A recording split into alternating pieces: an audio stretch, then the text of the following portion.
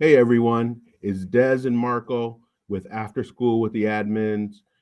Thank you for tuning in. Please like and subscribe, share with a friend. Here's our newest episode.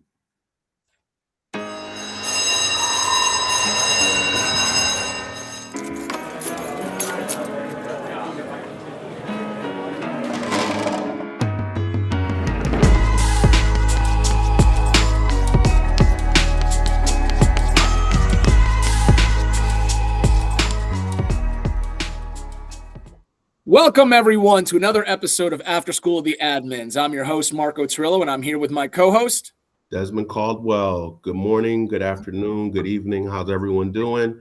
We've got a great episode ahead for you all. I'm excited to get this conversation started. I'm going to let Marco take it away. We are joined today by another special guest. We have Laura Dixon. She is the Elementary Assistant Principal of the Year for the state of Connecticut. Laura, thank you so much for joining us today. Well, thank you, Marco and Desmond, for having me. It's a pleasure to join you. Absolutely. So excited.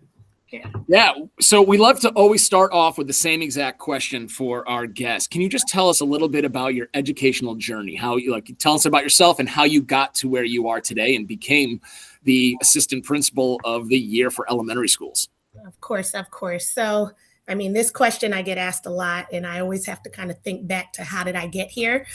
So in a nutshell, me as a person, I'm, a wife. I'm a mother of three amazing children, age 7, 8, and 10. I'm the youngest of 4 siblings. One being a twin, he has me by 10 minutes, but, still the youngest here. I'm an alumni of Temple University, go Owls, Philadelphia, as well as an alumni of Southern Connecticut State University, Sacred Heart, and just checking all the boxes. I'm now in my doctoral program at UConn University for educational leadership. As far as my educational journey, you heard a little bit about my mom, who is my shero, my best friend. She's amazing. But she's been an educator for over 4 decades, and she retired twice, one from correctional facility, one from New Haven Board of Education. And she's amazing. She's still, being called to the profession as a special education teacher in charter schools. So I get most of my inspiration from her, but my dad is equally amazing. He's retired from the New Haven Parks and Recreation. And I've always been inspired by how he brings great experiences to inner city youth. So like horseback riding, tennis, swimming, things that I wasn't exposed to, growing up in the hill section of New Haven. I was exposed to through New Haven Parks and Rec. So, they're my biggest inspirations. They're what led me to education. My brother was my first student. Every day I'd sit him down and make sure he works on his multiplication. But they really influenced me to be a teacher, and I taught in New Haven for 11 years as a kindergarten teacher. And then I transitioned to 6th grade, which was a huge jump, but it was great. It gave me the experience of working with independent students who had minds of their own and were, true inspirations to the profession. They gave me a lot of knowledge of how to work with older students. And then from there, I transitioned to my dream role. This is my 7th year as an assistant principal at John Berry Elementary School in Meriden. So that's pretty much my journey in a nutshell. That's awesome. Now, there is one little special thing you left out. What is who's one of your best friends? Yes. So technically our moms are best friends. And we grew up together almost like siblings. LaShante, her and I both received the recognition of AP of the Year in the same year. So our parents were on the phone calling one another saying, "Oh my gosh, my baby got this." And we were like, "Really? My baby got it too." And that was a huge shock to us. We're posting it on Facebook at the same time. But, we grew up together. We modeled in the same fashion shows. Our parents made us sell Herbalife together. It was pretty awesome. So, we grew up pretty much as siblings, always around each other. And our parents are our mothers are very much the same way. They still hang out. They still work in those charter schools as special education supports. So I'm very blessed to know them, and then also know that our upbringing brought us to where we are now. Yeah, I just think that's just a little great kind of like cherry on top of the fact of like you have an amazing story of just your years of an elementary school, the things that you did there as a teacher, then moving on to becoming an elementary administrator, but then also to find out, you know, because you say about how your mom was your role model for education, but to find out that your mom's great friend in an education world together, her kid also became an educator. You guys became friends. And then the same exact year, you're both named Connecticut APs of the year. Is just such a cool story to make. And like, I'm going to be honest, if I'm your mom at that moment going like, yep, just like, that's a smile you can't remove when you and your best friend both got it. And it's kind of like, that's a high five that doesn't go away between and going, no, we did. It was so amazing. She sold that story to the New Haven Independent. They wrote a whole story about her. And, you know, she was looking for pictures of them growing up in college together and, you know, going off to being special education teachers. And then she had to have a picture of us two as well. But she wrote an amazing article that just basically summed up our history. And I was glad to see it highlighted at our recognition, you know, ceremony back in November. It was pretty cool. That's awesome. Yeah. Can you shed a little light on what an AP role at the elementary looks like?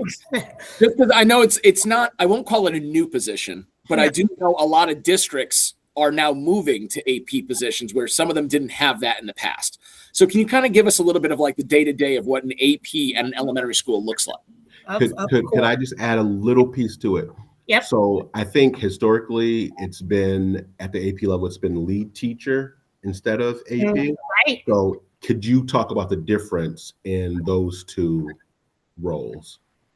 You know, it's interesting because I came from a K-8 school in New Haven, and we've always had an AP. It was a turnaround school, but I was also designated a teacher leader because, you know, whether principal and assistant principal was there, it was a really big role. Like, you know, being able to support parents and students of that age, especially in a K-8 setting was pretty big. So now here in a K-5 school, I'm shocked that some schools don't have it. I mean, in our very district, we have schools that don't have an AP, and I'm like, how do they do it?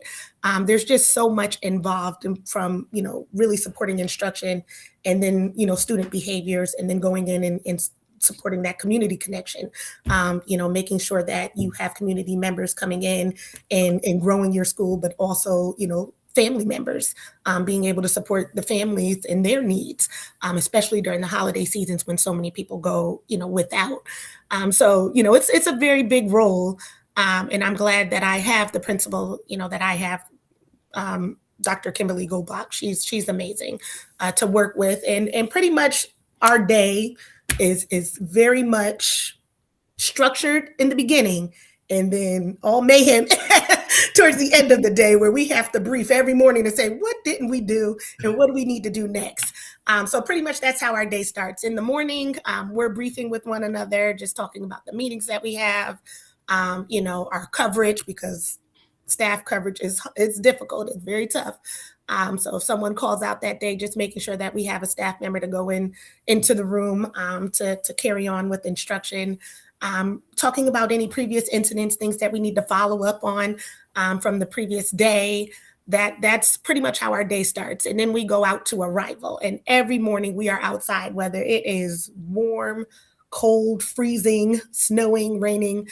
We're outside getting the students off the bus. And this pretty much started back during the peak of COVID, where we were contact tracing. We used to check off all the names of students on the list. Well, we still do that. We still do that now. And, you know, my principal, we laugh about how she has a type A personality. She's like, this is a great, you know, thing to do, like making sure that we know everybody that comes into the school. So, you know, there I'm pretty much learning every student's name because I'm checking them off to make sure that they're here in school that day. And it's a good tool because if parents call and say, oh my gosh, you know, I'm not sure if my child got on the bus, I let him walk by himself, you know, we can give them that answer. Yes, they could get off. They did get off the bus. So we essentially do that every arrival. We go into the cafeteria following the buses coming in. And we greet all the students, and then we transition to pretty much our walkthrough schedule. So we submit a walkthrough schedule to our supervisor, who is very much present in the building. And in that walkthrough schedule, we basically tell them what classrooms we're going to be in, throughout the day, or what we hope to, pretty much it's a schedule in which we hope to get into these rooms every day. Mm-hmm. When things are thrown at you, you end up wherever you end up. I basically have grades that I support. I support kindergarten, first grade, all the specials teachers, which is music, art, MLT, which is a media lab position, and then gym, and as well as special education. So, all the special education teachers that we have 3 specialized programs, STARS programs is what we call it, for students that are have been diagnosed with autism and need significant supports. We have 3 specialized classrooms for them. And so, basically I'm walking through those classrooms every day. There's cafeteria duty, which is fun. We make it fun. Every Friday I'm like, we have to play music, because I cannot, sit in here for so many hours and not see, children enjoying their lunch and talking and having fun. So every Friday we do have music. And then, pretty much from that point, it's meetings until dismissal. And dismissal, again, we are back outside getting the students on the bus. We're in the cafeteria waiting for students to be picked up. And we're very much present for parents to talk with us and see us on a daily basis. So it's pretty much how the day of an elementary administrator looks like. And every so often you get a threat assessment thrown in there. You get student of the month ceremonies that you have to MC. It's just so many things, custody challenges that come to your doorstep. It's a lot, but with 2 administrators supporting one another and having that working relationship, it is a lot easier to kind of go about those days and divvy up those responsibilities. That's great. Yep. That's pretty interesting. I like the fact that you guys have even already scheduled out for yourself those walkthroughs that you get to go through. So you're making sure you're inside those classrooms every day. Well, right. As you know, the best you can be, because we all know. As admins, as all being admins, we all have a plan for the day. Doesn't always mean we're getting everything on that plan, but the plan's set to start the day. Right. I laugh as I make the walkthrough schedule. Every 10 minutes, I'm going to be right back here in this classroom. But, it does give you a good kind of working memory of what time of day to go in, like whether they're teaching math or, in ELA, we have the CKLA program that they're teaching. So, I pretty much know what points of the day to go in and see instruction happening so that I can offer feedback to teachers when I'm able to. So it's a good thing to create in the beginning of the year and then not have to think about, so much throughout the year. But do you have like specific look fors or things you're looking to get feedback on with your walkthroughs, or? Yeah, so I kind of always go in, in the beginning of the year, we're really setting goals for the students as well as the teachers, so a lot of times when I create that walkthrough schedule is built on what they're telling me. Like if this is an area that you wish to improve, or together we decided this is something that we really want to see improve this year, then that's what I'm going in and I'm looking for. I'm looking for student engagement. I'm looking for students to be able to answer the question why, why are you doing this? Or why did you arrive at that answer? Or how do you know this? Making sure that they're really presenting students with the content that is already kind of placed out for them, their pacing guide, and those are the bare minimums.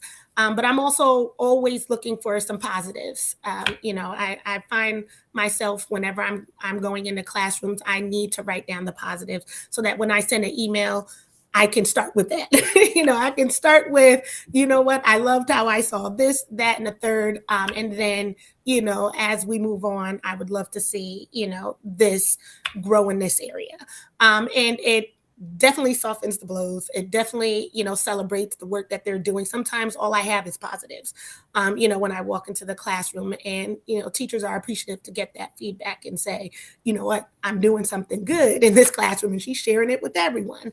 Because sometimes I put their grade level on that email just to make sure that, I'm sharing the good work that's being done in one classroom or all classrooms. And sometimes I put my supervisor on it, who's going to be coming through doing walkthroughs anyway, so he kind of knows what to look for himself, which is pretty much what I see.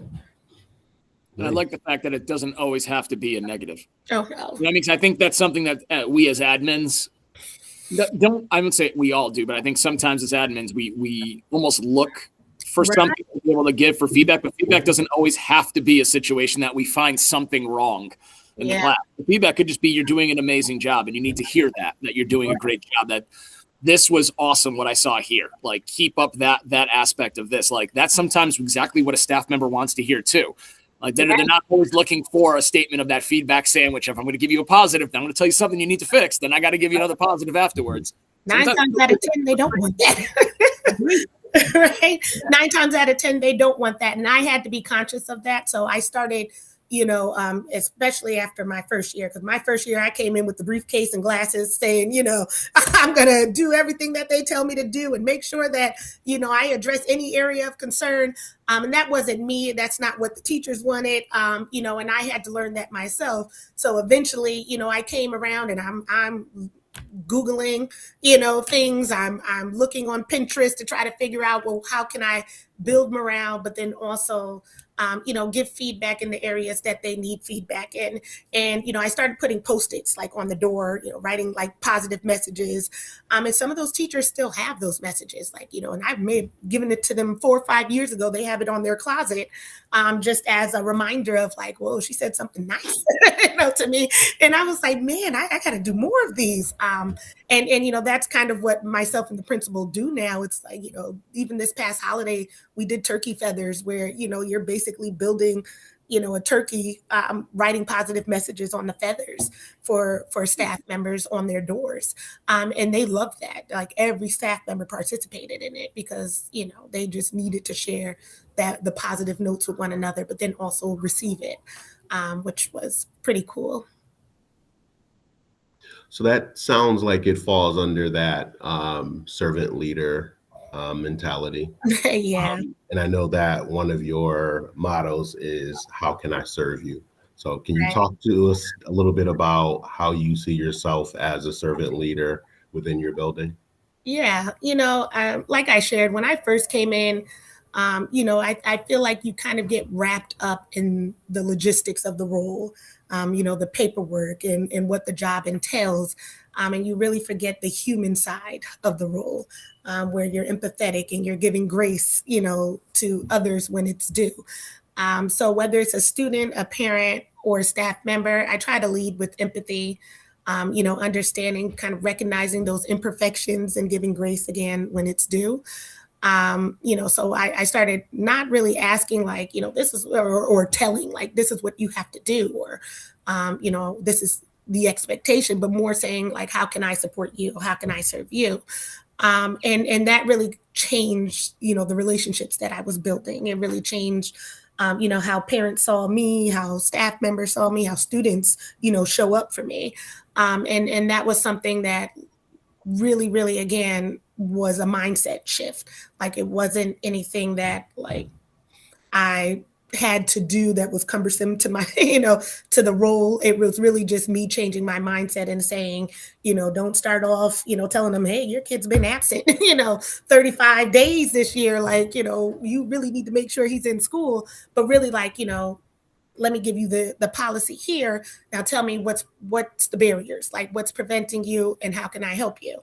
And I really think that made a huge difference in how, again, parents, saw our relationship and saw the school, which, again, like I'm very grateful to have the recognition of AP of the year, but they again showed up for me in that time where there were interviews, with families, and those were kind of the messages that they shared. And I'm grateful to Cass, who let me hear some of the feedback that they, gave, or quotes that they shared with them, because, it's just a testament to, the work that you're doing.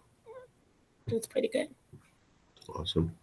Yeah, I love the fact that you say about that, how can I serve you? Because it just shows that factor that you're trying, I shouldn't say trying, you are a part of your community. It's not a situation of like, it's top-down mentality. It's understanding that we have to do it together. We have to work together. So like, tell me what I can do to help support this situation. It also has that feeling of like, I don't have all the answers. And I'm going to tell you what you need me to do for you to help. I'm going to actually listen to you and hear that and be like, all right, tell me what it is. And let's do this. I'll get down and I'll work with you and do it together. And I think that really is appreciative of many times of staff because they want that. Right.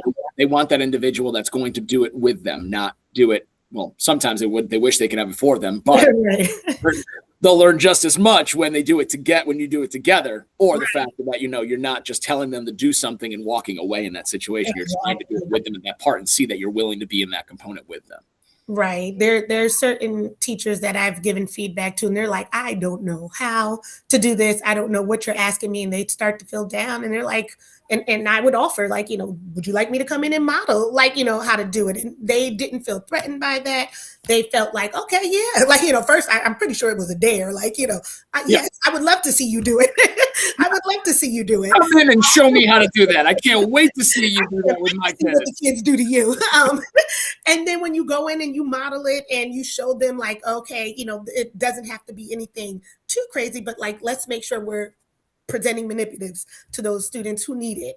We're asking questions that they're able to answer and not just something that, we found in a book somewhere on, Teachers Pay Teachers.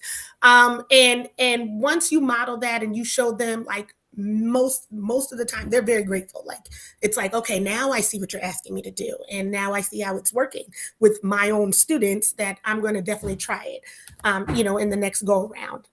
And that was the aha moments for me, like, and I'm sure for the teachers as well, where it's like, okay, I can do this and I appreciate your feedback. It's not just, something that you're pulling from ChatGPT and saying, here you go. Like it's something that you obviously have done before, have seen work. And, I'm definitely going to take it into consideration and try it in my own classroom in my own way.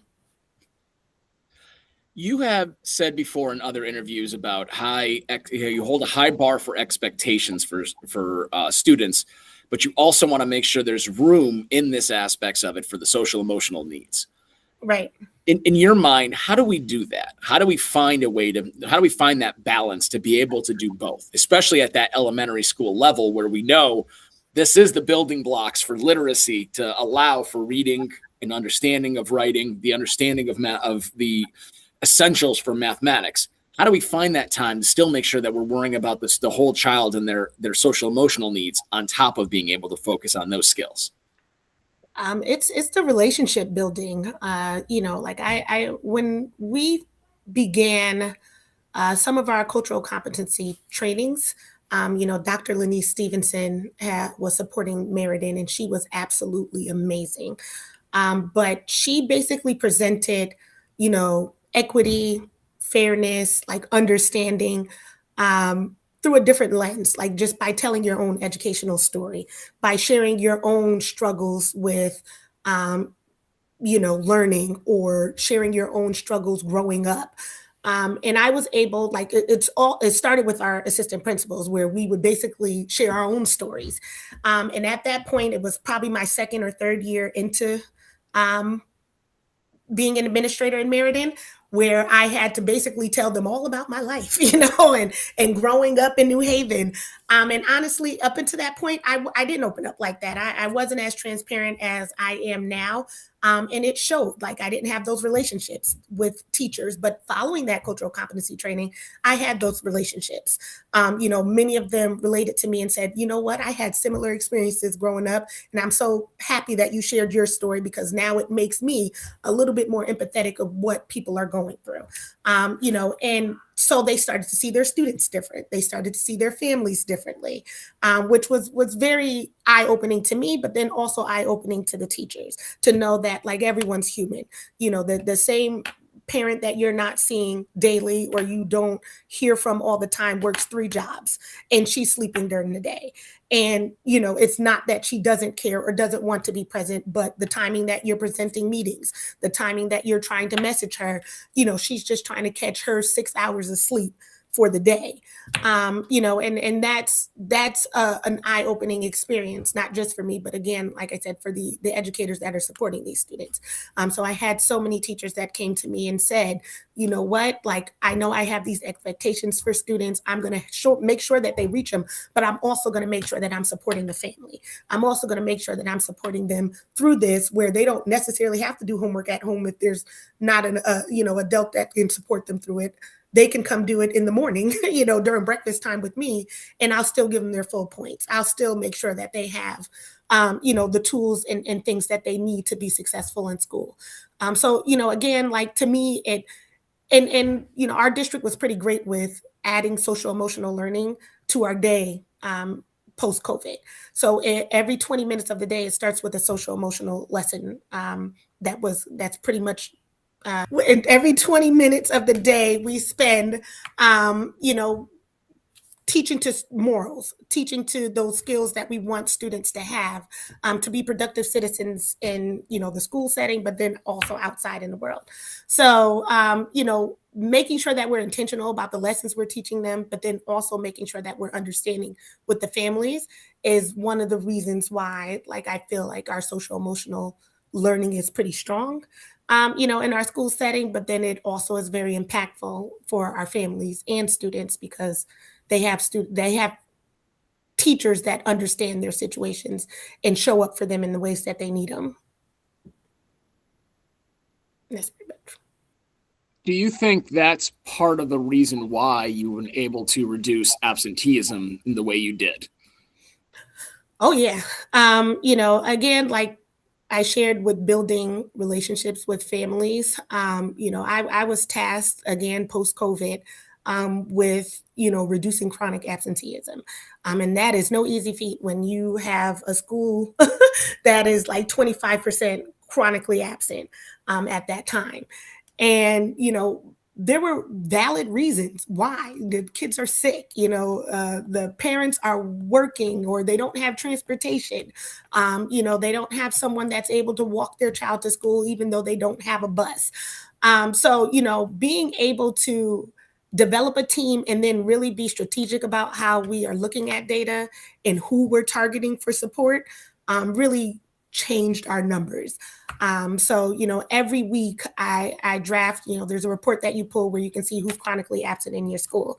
And then I look at who's close to coming off of the list. So, at every 2-week cycle, every 10-day cycle, there's a group of students that can come off. If it was 1 absence, by the 10th day, that student can come off. If it's 2 absences, by the 20th day, that student can come off the chronic list. So we were very intentional about who we targeted, and we'd have attendance meetings with those families, asking them, what are those barriers, sharing the attendance policy. Some parents just didn't know our attendance policy. They were like, man, he's only been absent 2 days. Yes, but that's 2 days in 20, 2 out of 20 days, which makes them 10% or absent 10% of the school year, which again defines chronically absent. So parents had to understand that to say, oh, okay, my bad, he'll be in school. And then some parents may share, like, it's transportation. So we're going online, trying to get them bus hops. Like, you may not qualify for a bus, but we can get you a bus hop or a van if your child receives special education services. And those were big helps to parents who say, okay, now I have support. Knowing about our Y program, making sure that we build that connection. We have a Y program that opens up at 6:30 in the morning. Some parents go to work and they're leaving, kids home with their older siblings when really, they just need someone else that can help care or support with getting their child to school. And so, we made sure that we address those barriers and not just listen to them. And then sometimes it's the motivation of students. So we were throwing everything at them. You like a little boo-boo? We're going to throw that at you, if you come to school. If you like, we held attend dances. It's what we call them, attend dances. So if you had perfect attendance for the month, you were invited, and it's kind of like a secret, I thought of this. They didn't think it was going to work, but it did work. It worked tremendously, especially when I returned. I was out. I had a medical leave, and I came back, and they're like, all right, now our attendance is back up. Like, chronic absenteeism is there. What are you going to do? I'm like, I just got back. Like, what can I do? And I thought of attendances where, if you have perfect attendance, that means you didn't miss a single day for the month, then you'll get a secret invitation to this attendance. And parents didn't like it at first, but kids loved it. And so when they got that invitation, I'm telling you, we had pretty much half the school at those dances because they were excited to dress up. They were excited to get there and listen to music. And that kind of grew. So now we do it every month. We're starting back up. Our next one, I can't even tell you the date, but it is in January. Again, it's a secret, I tell them. And they get very excited about that. Oh, it's a secret. I'm going to get a special invitation in my inbox. And that's something that was motivating the students. So they wanted to show up to school. And those are the things that we did. Like, it wasn't anything that, I deemed as like different from what many other schools are doing. But we were making sure that we were very intentional and strategic about how we approached, the students that need to come off the chronic list, and being sure that we inform parents of that. And again, it's as simple as building that relationship and letting parents know your child needs to be in school. And many of them say, okay. And then when it's that extra bit, we go that extra bit for those parents and families. Can you explain what a bus hop is? So if a student doesn't receive bus transportation because they live too close to the school, then they're not able to ride the bus. They're supposed to be walkers or walk to school. However, many of those students are young, the parents are working, or maybe they have younger siblings in the home where they don't have someone who can walk their child to school. And that elementary age, again, many of them don't walk themselves to school.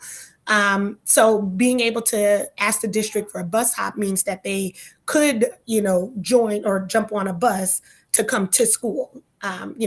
Going home is a little different. They do still have to find, someone to walk with. And that's when we connect them to neighbors or people who are at the same bus stop as where they're hopping on at, where families have found a workaround. So they're able to kind of jump on the bus in the morning, and, no bus driver refuses any students on a bus hop jumping in on the morning. Jumping on the bus in the morning, and then in the afternoon, pretty much they find their own ride home. And that's pretty much the bus hop. I think you are not giving yourself enough credit when you say this is just what everyone does when it comes to getting kids to do that. It's not. I don't mean that it's not for a knack of trying. I don't know if everyone goes and does some of the things that you're saying, like creating the attendance, doing, the actual purposeful data collection and making sure you're looking at the meetings with families. Yeah. There's a lot of, and some to the fault of, and some's to not the fault of themselves. There's individuals who like to stare at the problem, but not actually try to attack the problem and fix it. Right.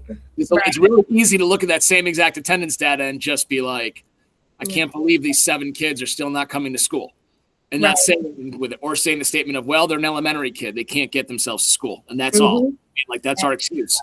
You didn't make an excuse. You found a way to reduce it down to 10% from where it was 25%, and you did it by adding things like that. So don't knock it. Don't make believe that it's just we didn't do any efforts as a team to get it in, because you did. You did a lot of great things, it sounds like, to actually get that going. And I actually love the idea of that bus hop for your district too. I think that's something that I think is a very valuable thing that schools can do, because there are buses that are in all sorts of districts that are empty, that have a few kids on it, and there are kids who are watching it as it drives by and wishing they can be on that bus too. Absolutely. And that's one of those situations where I don't toot my own horn, but yes, I do find that we did have to get very creative, and it's not just me alone. Like I said, we have an attendance team made up of myself, the principal, our secretary, and then our family liaison, Marco Soto, who is absolutely amazing. We call him kind of our foot runner, where he is always on foot, going to homes, supporting families. Like if there's groceries, like we have a food pantry within our school. If there's groceries that need to be dropped off to a home, he's doing that. But again, when we have these attend dances, he's front and center, making sure that he's helping with decorating. He's our security guard by the door, ensuring that like everybody has that secret invitation to make sure that they can get in. But it absolutely is something that we didn't have before, that we tried to implement because, again, we saw that there was a need. Like we didn't want to say, okay, here's the numbers. We absolutely know why these families can't get their children to school, but we're not going to do anything about that. It just didn't make sense. It was like hitting your head against the wall when you see, the same family struggling year after year. And some parents get that mentality where it's like, well, if you're not going to help me, then, it just is what it is. You should expect this every year. And to their credit, like that's right. Like, if we're not able to provide you with that support and you're not able to find that support anywhere else, then we should expect the same results every single time. Mm-hmm. So, I'm glad that we found a few solutions. And again, it's not foolproof. We still have a chronic, chronic list that we're attacking, but it definitely has gotten way better over the years. And knowing that we can support families is just a great blessing upon our building, because not just us, like myself and the rest of the attendance team shows up, but our teachers show up as well. We have a strong community at John Berry where they want to support as well, so they implement their own attendance incentives. Every week, if they fill in the letters of perfect, then they're having a pajama party, or they're having a movie day, just giving the students something else to work towards. And that's something that they didn't have to do, or they don't, we're not expecting them to do. However, they want to do because they want to be able to support our initiatives, which is pretty great. Like, being in a building that wants to do well as a whole, and not just see you kind of struggling on your own.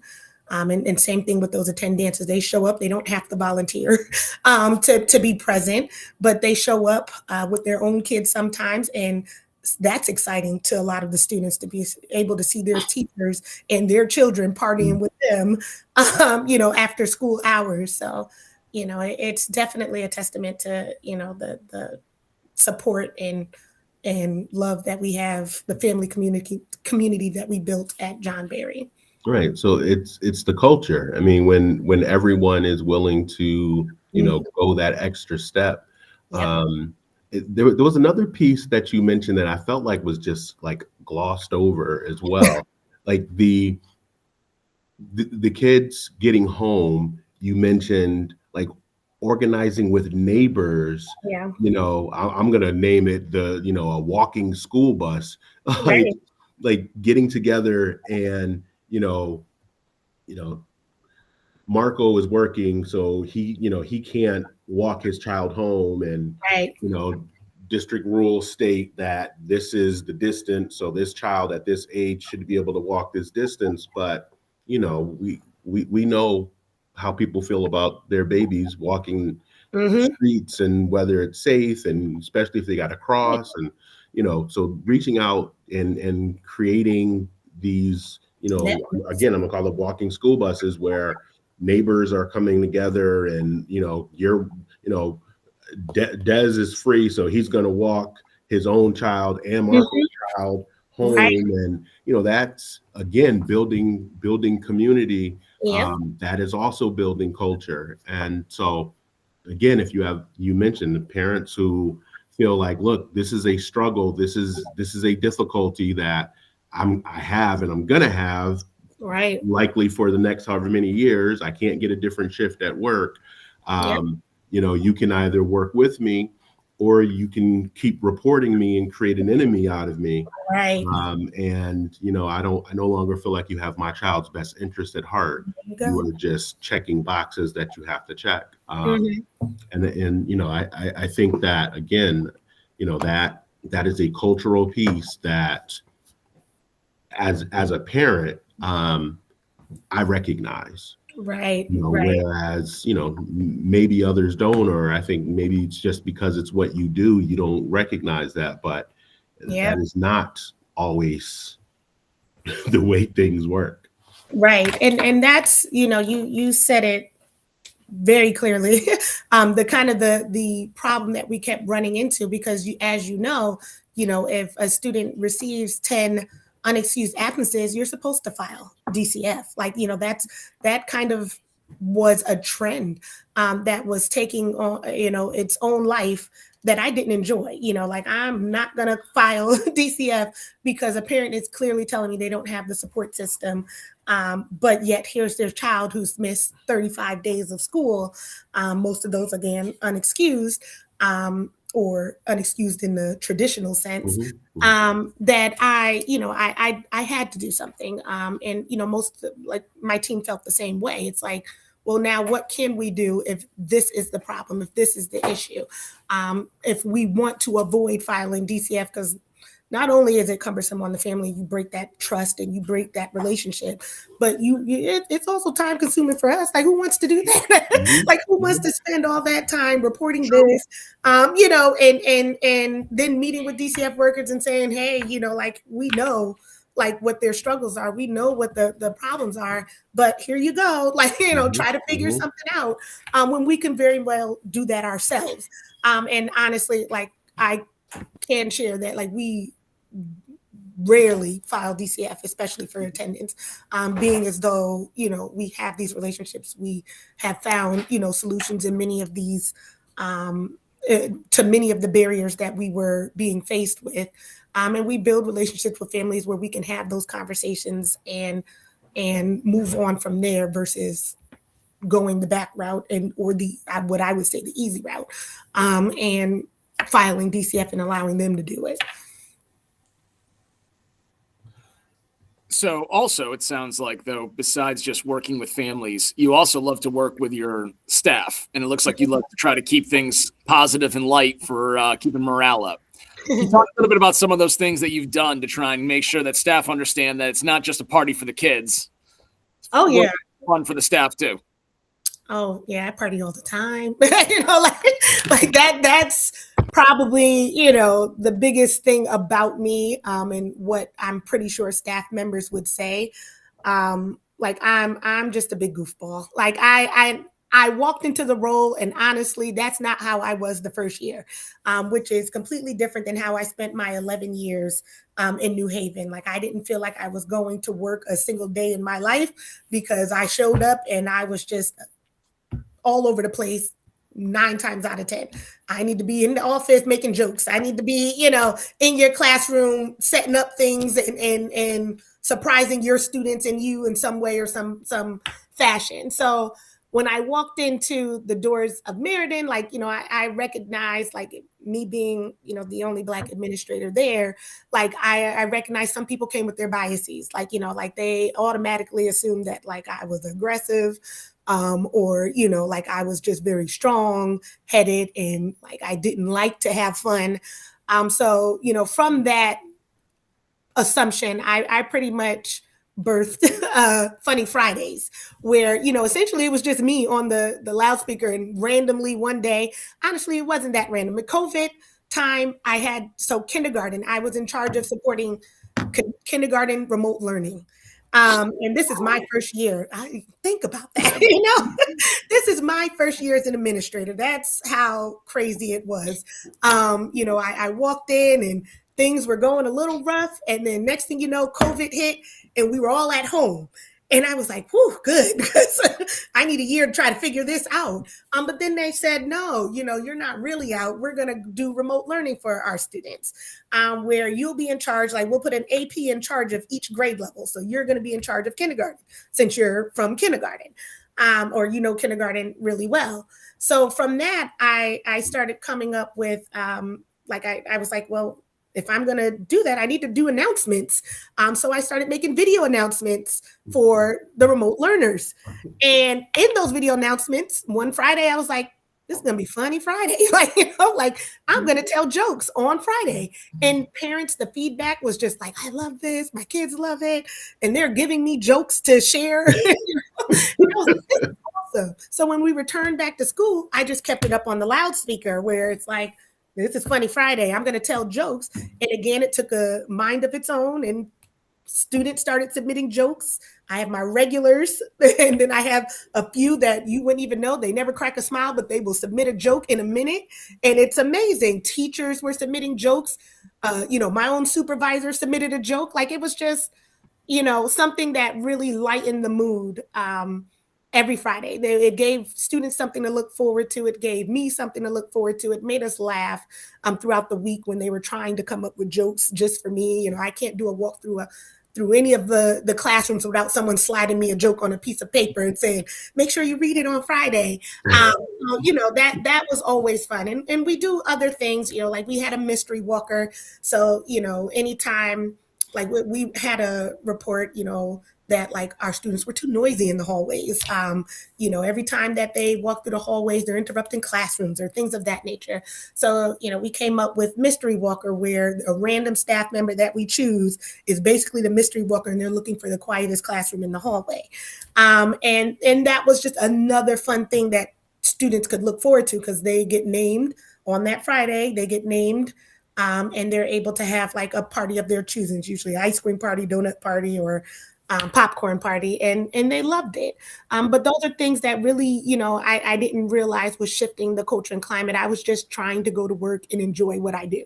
So, so I was going and coming up with things just to really lighten the mood, within the building. And I would say it worked, and it wasn't just for me, but I realized, it was impactful to the students. It was impactful to the staff.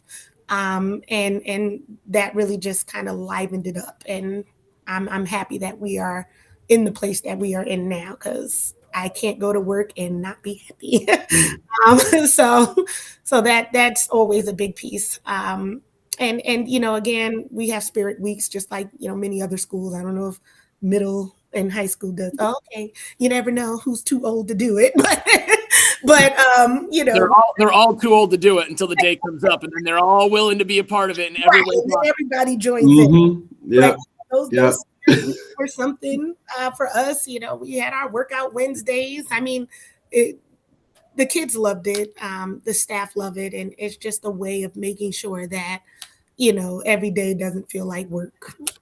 So. Yeah, and I know some people care a lot about the test scores and, attendance ratings, but to me, the most important thing is just the culture and climate of your building, and being welcoming to the families that are coming in, and supporting the students that are there, and making sure that the staff also feel supported every day that they come. So, well, you can't have one without the other. Right. If you don't have a culture where kids feel comfortable in, and families feel comfortable in, and staff are excited to be at school or just enjoy themselves, you can't expect them to be able to turn that around and give that same exact performance for the students, to make sure the students are getting everything they need, which will then in turn do your scores. So exactly. It's that seesaw effect, where some districts always worry so much about the academic side that they forget about the culture, and the culture is terrible. Or they're all culture and they're not worried about the scores, and they don't get what they need out of it either. You've got to be able to play both. And I think honestly, everything of what you said, like it mirrors, I know for myself at least, some of the different districts. So when I first started as an admin, I came in very much so thinking I was going to be like literally judge and executioner. Like, that's my style. I have to come in like in those hallways. And then I realized, I'm like, that's going to go nowhere quick. I'm going to also kill myself in that mentality. Like, it's like I have the burden of every single thing on me, and being like, all I'm doing is just giving out consequences. Like, there is no joy in this job. Exactly. And I was coming from being a teacher that I loved doing what I was doing. Exactly. I needed that change. And I remember I started doing events too. I started finding little ways to get things back. And I remember it just started making it more fun, and enjoyed, and it made the staff enjoy it more. And we started finding just little things. And I think that's key to really start to change what you want. If you really want to start to get that adaptation, you want to get that trust, you've got to find a way to build a culture first that people enjoy the school and then they enjoy the work with you. And then that interaction starts to become better and you start to have more real conversations with individuals, I think. So I think everything you're saying, it does match. And it sounds like what people always think like, well, I know it's silly just doing a joke on a Friday, but that little joke on a Friday might be the one thing that starts to change an individual's thought process inside of it. And now their kids are all excited in the class. And now they feel, well, maybe I need to get a little more excited. Like it's the little things sometimes that have the biggest effect that you don't realize it does at that moment. Oh, yes. Like I said, I have my regulars who submit jokes and they're not children that you would think. Like they typically don't talk often or, you barely see them smiling or socializing with friends. Yet every Friday they have about 4 jokes, for me that I can say, and they're funny. They're not jokes that I have to change, and make them either school appropriate or, make them make sense. Like they're really good jokes. And I think just being able to see them come out and, have that personality is pretty big. I mean, I love what you said, Marco, about just having that balance. Like it kind of goes with those high expectations and the social emotional piece that you shared earlier. It's definitely, as long as we're feeding one, it really does help the other. I know we cared a lot about our fitness scores, because that does determine funding as well. And so, we were like, what can we do to make these kids, do push-ups who don't want to do push-ups? So then it was, okay, can you do more push-ups than the principal? If you can, then great, you can pie me. And if you don't, then we can pie you. And kids love that. Like, they were like, okay. And I wasn't doing the push-ups, the principal had, but I'll take the pie, and that was one of the pictures that they showed at, the recognition ceremony that we had. I am all for coming up with creative ways to help encourage students or show them that they are able to complete these tasks that are given to them. Because 9 times out of 10, it's not that they can't do it. It's just that they won't do it, for the things that they're being presented. Some children are not, challenged in a way where they're like, okay, I'm going to do it just because it'll make my teacher happy. Some children want to see something funny happen. They want us to do it because, intrinsically it'll make them happy to see certain things, happen. And honestly, like we've gotten some of our best Connecticut fitness results because of that. So we're doing it again this year, but like, again, it goes hand in hand. If you want to set those high expectations, you have to meet students where they're at and what, present to them things that they're willing to work for. And that doesn't change. So Marco's at the middle school level. I'm at the high school level. It doesn't change across the grade levels. I mean, the venue or the vehicle changes a little bit. Right now, my high schoolers are, they are discovering me on TikTok. And they get such a kick out of. They're like, why do you get so many views? Why do people comment so much? All your jokes are old jokes. I'm like, if you look at my crowd. Exactly. It's our age. And that's something I connect with them too. Yeah, like TikTok. Just dropping little, hey, you should try this trend or whatever at lunch. And then if I do it, they love it. They eat it up. And that's awesome. That's how my kids are in elementary. They're discovering me and my own children on TikTok where I'm trying to learn the dances that they're so familiar with. I look crazy. I didn't expect them to find it. I was like, how do you? And I'm too old to figure out how to change the settings. So at the end of the day, you're just going to see it. And that's something that they're excited about because they're like, oh, well, if I, behave or if I do this, will you do one with me? Will you do a dance trend with me? And I'm like, no, but we can do it off camera, no problem. And again, that's kind of how the music on Fridays happen, where, we're trying to do some of the the dance trends that they love and enjoy. So they look forward to Fridays in the cafeteria now, and they will be on their best behavior Monday through Thursday, just so they can get to that Friday, party time. Which, again, is just being creative. Those are things that when I first entered Meriden, like Marco shared, I had like, I need to do this way. I can't let them see me smile or laugh because then they're gonna, know that they can't take me seriously. And then eventually I threw that out the window and I said, listen, I'm not serious. 8 times out of 10, like I approach most situations unseriously, like not being serious.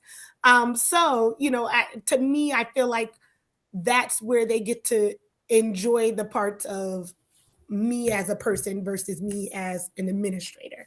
And again, I've had teachers come to me and say, boy, I didn't know, like you had this human side of you. And I'm like, what did you think I was? Like I've always been human. But, to me, it just helped build those relationships. It helped, let them know that they don't have to take everything so seriously to be taken seriously, And that's pretty much. Laura, thank you so much for being a part of the podcast today. We really appreciate you coming on today. It was great getting a chance to hear about your story of pretty much how you got to where you are today, the work you've done in your community to make sure you've reduced absenteeism, helping bring staff morale and student morale up, and how much that can affect and the performance of students along the way. Thank you both for having me. This was awesome, and I can't wait to hear it in the future. Des, any final words?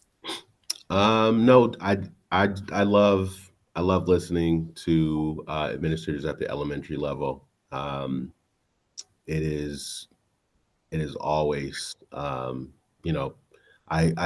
look to elementary for so many great ideas. As I said, like the kids get older, not a whole lot changes. Obviously a lot changes, but not a whole lot changes. And so I always like listening to elementary administrators, and I really appreciate all that you brought to the table and all that you're doing for the kids in and around your community. So thank you. Oh, thank you both. Appreciate it. Des, thank you as always for our talks here on Fridays. We always love them. With that, school's out.